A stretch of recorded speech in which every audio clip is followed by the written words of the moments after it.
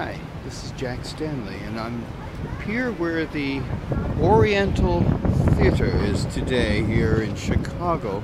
But this was the locale of a theater called the Iroquois Theater, which opened up in November of 1903.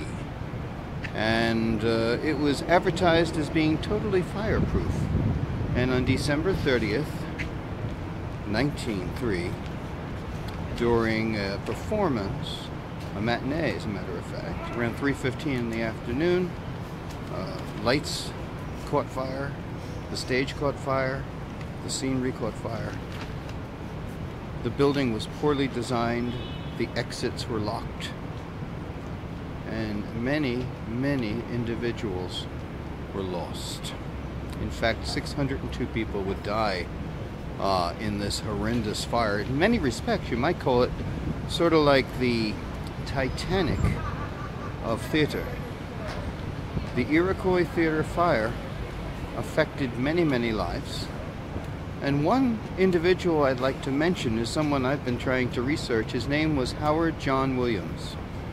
He was born in 1886, and he was a resident of Chicago. Lived in Chicago. Also, at the time, he was 17 and he was going to Cornell University.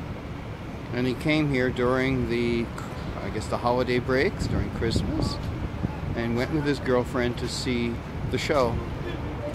Well, he was in the balcony, and almost everyone in the balcony was lost because there was no way to get out. And sadly, Howard John Willams was lost. As a matter of fact, at this point, I'm still trying to figure out what became of him. Was he buried here? Was he cremated? There's very little records, and I'm trying to find information. Maybe someone will know this. I'm learning about the Willams family, and in a later show here that I'll do on YouTube, I will put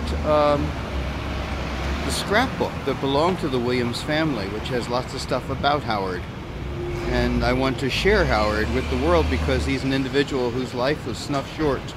And he was such a fascinating individual who would have had such an amazing effect upon the world. But nonetheless, I am here in Chicago, where the Iroquois Theater once was. Today, it is the Oriental.